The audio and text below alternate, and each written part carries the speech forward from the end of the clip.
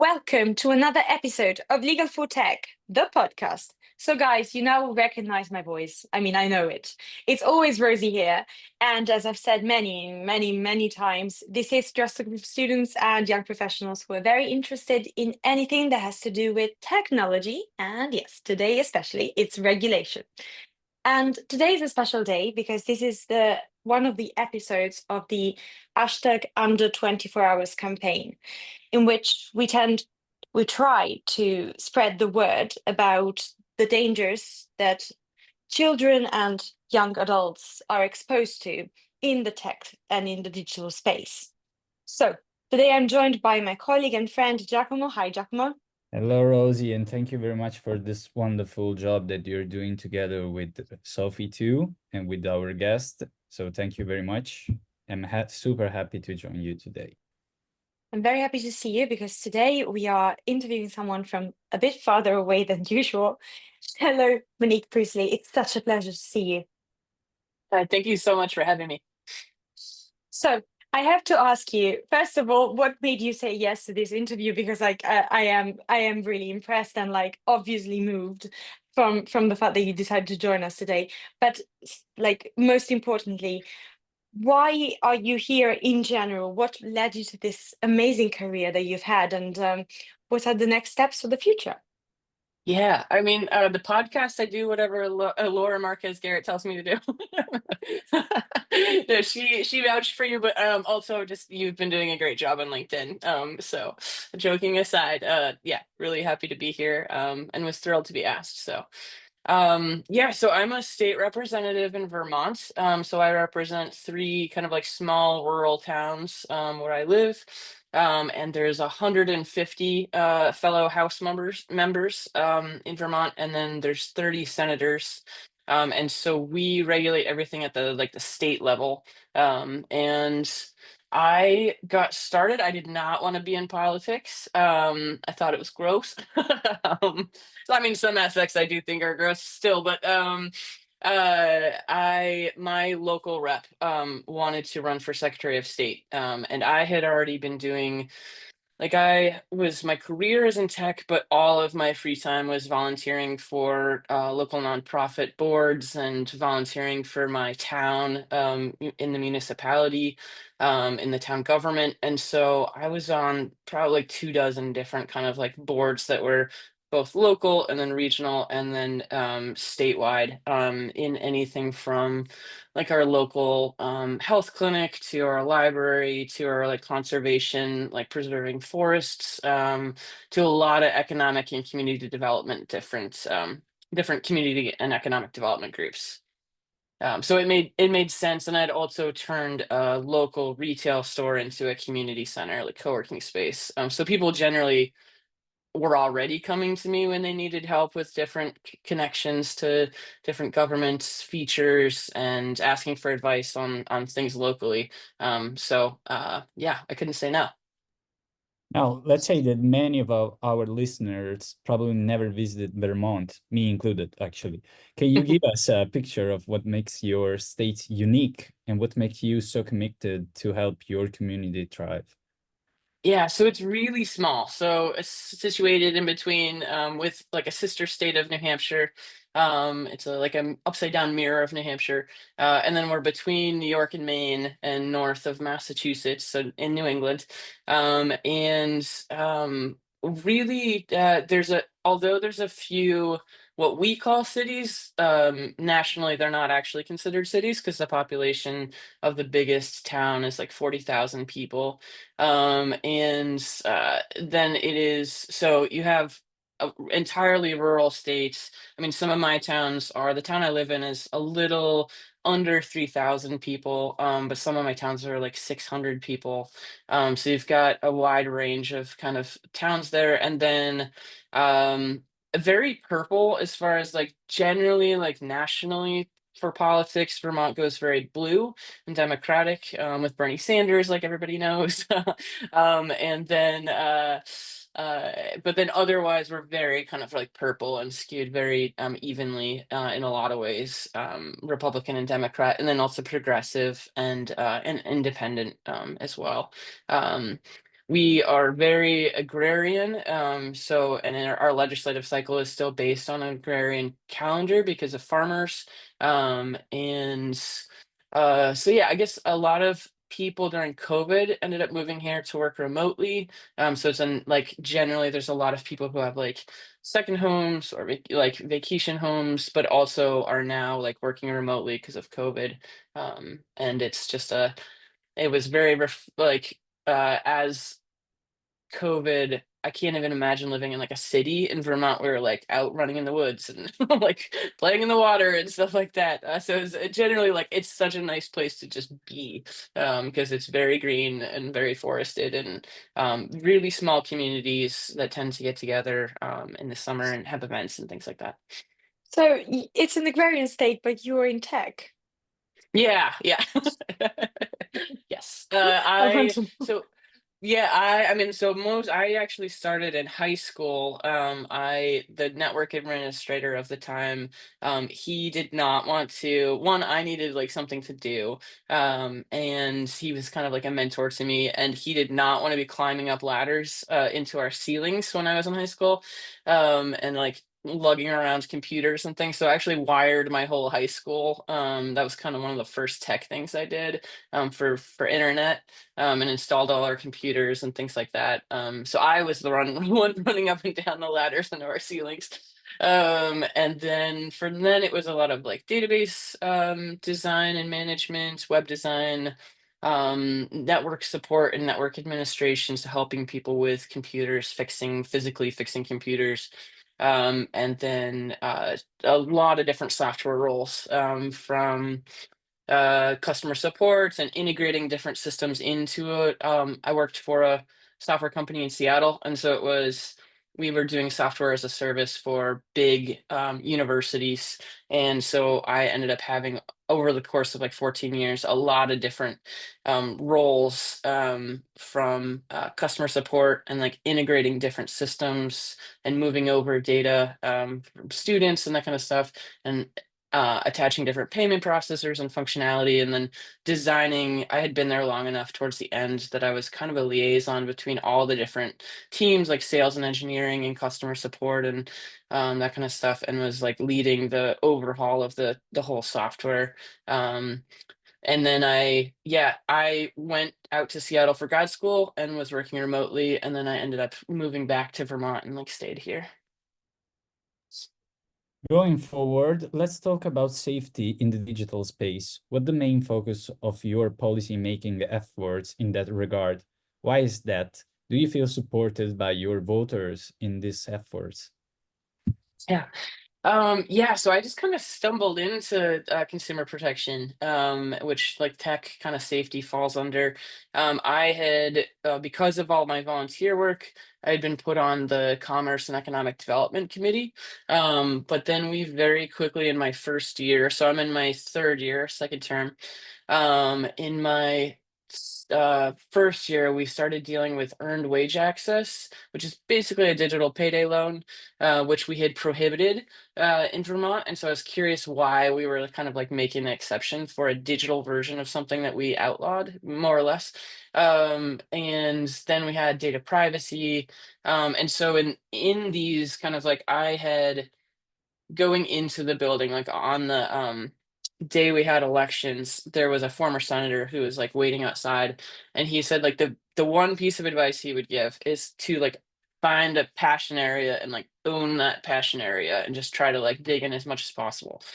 So that has been like tech, for me, the kind of consumer protection tech space. And I think like I am somebody who when I was younger, my uncle in particular was somebody, one of my uncles was he would, he was really privacy aware. I would have called him like paranoid when I was a kid. He was always creating his own programs to make sure to like turn off JavaScript and all this kind of stuff. And I was like, when Facebook and stuff came out, that was my first freshman in college. And I was like, oh, we're just like trading the use of these softwares for our data, and it's fine. Now I'm like, oh, you stupid idiot. But uh, I yeah, I guess the more I learned about how that actually works and where data is coming from and is how it is being sold without us realizing it, just all the different uses and the players in the space. Just the more I learned, the more I was like, oh, we have to do something to protect people, and not only adults and also elders who are, also prone to click that random text message that they get that says they owe money on their post office box, or speeding tickets and things like that. But also kids. So kids, as you said at the beginning, just always on devices all the time. And um, then also with parents not being able to like be in those spaces all the time. Like I know as a kid, like I was very early on, probably 10 or something, in chat rooms like all the time, like back in like MSN, Yahoo chats. Luckily nothing bad ever happened, but it could have, it easily could have. And so I can't even imagine, like I had pretty limited screen time and my parents were usually around facilitating that. And but on personal devices where kids could have it in their room without any parent paying attention. And that shouldn't be on the parent. Like it should be that these devices are something that kids can use that aren't leading them to be addicted and have suicidal ideation and eating disorders and all kinds of stuff. So that the more I learn, the more terrified I am that this is a space where, in general, companies have an unsafe product that is addicting, that very much follows the playbook of like tobacco or opioids or any of that type of stuff. And yeah, I guess I feel like we that's wrong. I guess at a fundamental level, it is wrong, and it is not on the people to try to restrict their phone use or things like that. Like these products are specifically tailored on psychological methods to addict people. And so, just as we regulate any type of drug, I think we also have to look at regulating software like that. So do the people in Vermont understand this problem? Because I feel like it's a huge problem, at least in Europe. Like a lot of people are like, yeah, okay, GDPR, like it was kind of imposed on us. Like, what do we care? Why do we have to consent to everything? The notices are so long. Just let me go on this website. Leave me alone. Like, do you feel like people support you in this campaign? It varies. So when it comes to general data privacy for everyone, I would say, especially with what's going on at the federal level right now, how we're seeing all of our data, combined. It's in the news more often that all of our data federally is being combined and then used potentially against us. Most likely against us. um, and so people are starting to like get it. They do more quickly understands, especially parents, more quickly grasp the data privacy aspect of like kids software for sure, and that being used again to addict kids because they're trying to manage it at varying levels of success of having their kids understand limited screen time and who they're talking to and kind of what they're doing, what information they're giving to people online. So I think that one has been. I sometimes I sometimes struggle with I often struggle with the tech bills that are focused on a specific population like kids because I think it's so easy to do this like virtual virtue signaling, sorry. um and I really wanted to be careful of that. And in this way, like I really dug into my bill to make sure it was functionally actually able to accomplish something. And so that the nice thing about this is like it is a topic that people want to talk about. So there is like an education aspect there that can bleed over into talking about general data privacy aspects for everyone. And if we look at the challenges, I mean, this is a difficult campaign, of course, because we know the big techs and we know how much they love having our data and using it as they please. From a political and human perspective, like which type of challenges and obstacles have you been encountering, and how bad have they been affecting your campaign and your well-being, even? Yeah. I mean, it has been my second year in particular, psychologically, it was really intense because the amount of money being spent to battle these bills and kill these bills is really intense. And we kind of set me up so that lobbying efforts, they come in, and there's a range of things that are happening. Like, one, you have national people who are well known in the space, who just appear in your cafeteria talking to your fellow members, telling them that like your bill is never going to work, you're going to kill the economy, like all this kind of stuff. That in and itself is like one thing. The harder thing in a lot of ways is the lobbying that happens behind the scenes that people don't necessarily see en masse. So I've gotten screenshots of like newsletters that people have gotten as small business owners that said like, this rep is trying to kill the economy, and like, is your business going to be affected? Are you worried? You should be scared. Like all this stuff. So then I'm fielding a lot of like just fear mongering at the same time, which is hard because you have all these like trusted kind of like trade associations that small businesses are a member of, and then they are being told to be afraid of this legislation. And they're doing that, and the members of the trade association include the big guys like Google. And you often have like, I have a small business, so I've gotten emails from Google that says like, pay attention to what's happening in your state house. This rep is gonna kill is gonna kill your business. And so I understand small businesses being worried because again, this is like trusted resources that they feel like they rely on to do business.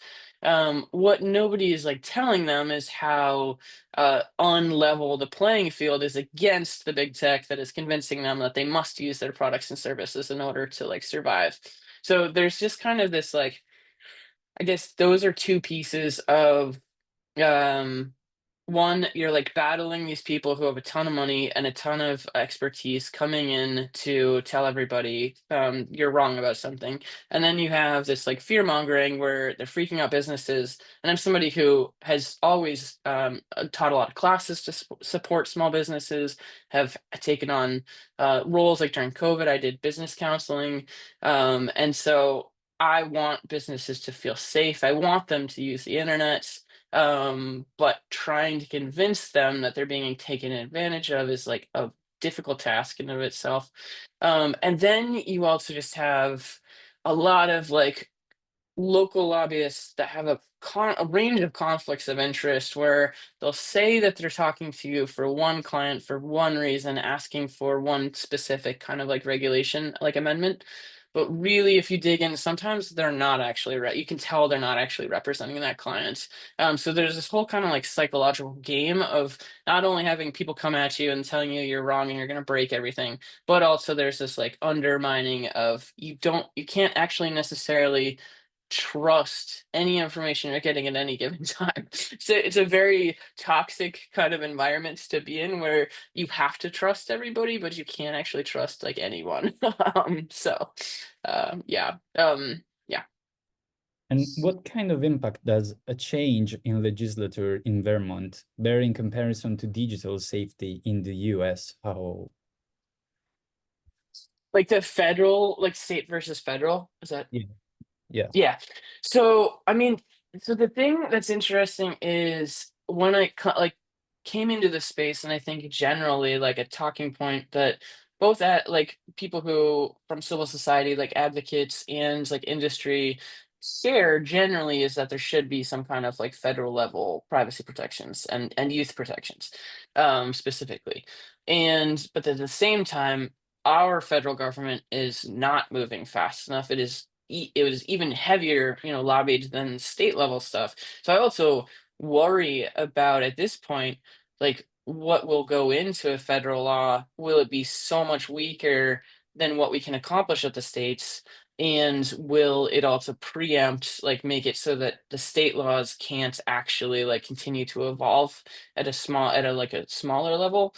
Um, and at the same time, I've seen, like Amazon and Facebook and a bunch of other companies at a very coincidental time last year, there was all this like these articles online where it's like we're doing better with our health data, and like we're making it safer, and we're gonna stop collecting certain information. And that's fascinating because they're like putting this messaging out. But it was like coincidentally when the Washington State My Health My Data law was going into effect. And so it was a very concrete example where like we're often told that Vermont's too small, it's not going to affect anything, it can't change big companies. But you see that example in one state where they did a health law, privacy law, with a private right of action, so the ability for individuals to sue, and the big tech companies actually did have to change what they were doing for everyone. um, and so I think like the one thing I have figured out is that Vermont can actually have an impact, and even my like the law that I wrote last session that got vetoed, and then I was working all summer with different people, and I had a draft. I've gone to like different working groups with other state legislators, and they're like, "Oh, do you want to read my privacy bill?" And I flip through, and I'm like, "Oh, this is my privacy bill." So it's the amount of which like I copy other states and they copy us is also like kind of very one, it is very unifying in that we can all kind of like work together to pass stronger regulations. At the same time, it's also super risky, because we can also end up copying. If any of us weaken the law, then we can also set a precedent for like weaker regulations. And in terms of like how you feel the position of Vermont compared to the rest of the United States, do you feel like the new administration is hindering your progress, depending on your definition of progress, of course, and or do you think that they are allowing for you to have a much broader kind of autonomy in deciding where Vermont stands? Yeah, no, I mean this administration in particular is really feeling very dangerous. I mean in so many ways, but when it comes to data privacy regulation and artificial intelligence regulation, I mean it is clear like what we are seeing right now, this like quote unquote big beautiful bill had a hidden provision in there to make it so that states can't basically pass and regulate artificial intelligence for the next 10 years. And they like broadened it even more in the Senate version, so that interpretations that I've been reading say that like anything that gets in the way of artificial intelligence kind of like use is not okay, which means that most of the privacy laws and laws in general would in some way could be seen as inhibiting artificial intelligence use and deployment. So that we're all very worried about that, because that could make it so that states have zero power for the next decade to protect our citizens. Wow, that's crazy, that moratorium thing. I mean, Yeah, we've covered that with hashtag 24 hours, and we were like, this is so incredible that something yeah, that binding can be just, squeezed into a bill, and that, I mean, everything is there. And, there are like funds for helping, I don't know, pensioners at the same time, and something that says you cannot make law to regulate AI when literally a couple of months ago a child has died because of a chatbot gone wrong. yeah. So it's powerful to read it from this side of the pond, as you guys call Yeah. it. And I mean, they also are attaching it to what, 500 million? Like they're attaching it to a big chunk of money. And I watched one of the interviews of Adam, I think it was Adam Therier, where it was like, are is this money going to go into private contracts to buy AI products? And basically, it was like, yes, the government needs to buy more AI products, and it should buy a lot of them. It should give its money to all of the big guys. It was just kind of horrifying. So it's like, like basically federal federal government should have as many contracts with private artificial intelligence like software producers as possible, and then the states should stay out of the way of having anything to do with making sure that people are protected and not harmed by those contracts. Oh, it's incredible, and I mean, we admire you for standing up to it, because I mean, when you see a bill of that, as I said, proportion, you're like, maybe I should shut up. Like, even even on our side, we were like, shall we publish this or not? So wow, incredible what you do, and we like seeing Vermont going through that. There was a successful bill, if I'm not mistaken, a bit less than a couple of weeks ago. Yeah, so we had online safety for minors, so 18 and younger, and so it passed the House and the Senate, both with good, healthy kind of like veto override um, votes. And the governor, so it went to the governor on Friday. So he has until I think the end of day Friday to either veto it, sign it, or if he does nothing, then it passes. And we suggest all of our listeners to read this small but beautiful bill. I can assure you, it's small but very beautiful. And in that light, thinking about things that they can read or listen to, or perhaps watch movies or whatever, do you have any suggestions to help our listeners understand a bit better? Maybe something about Vermont, or in general, something about why privacy and consumer rights are important? Yeah, I mean, locally, VT Digger, and Vermont Public have been so our local statewide kind of like political the newspaper like online media that watches the politics. It always has like a really good kind of following if you're interested in Vermont politics.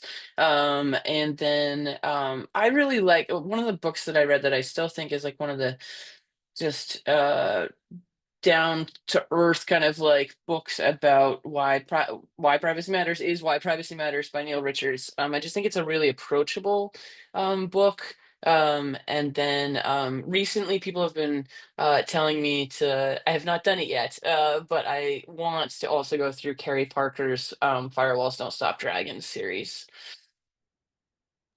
Yeah, that's a powerful one, and we advise everyone to give it a look, because it's crazy. You're gonna be like looking behind your back every 3 seconds, like, oh my God, oh my God. Yeah, it's one of those, cover your camera because they could be looking at Right. you. That kind of, yeah, yeah, totally, absolutely.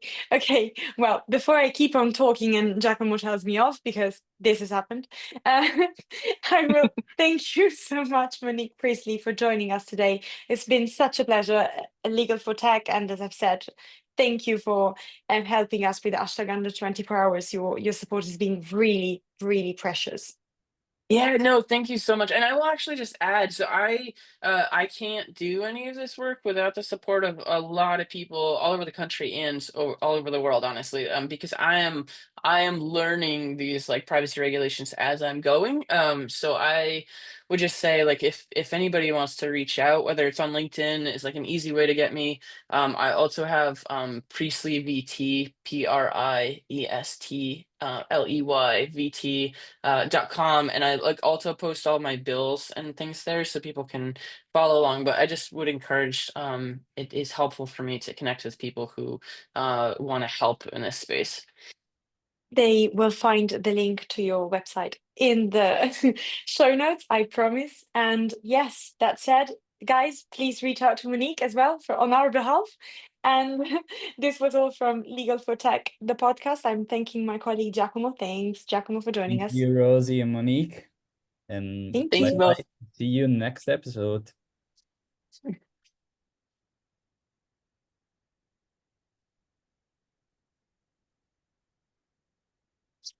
They will cut it out. I'm just trying Okay. to. I've been on a few of these where they're like, don't move for like 30 seconds. We'll cut it out, no worries. It's always difficult to find the button of like Yeah, recording there's a stop. reason for that.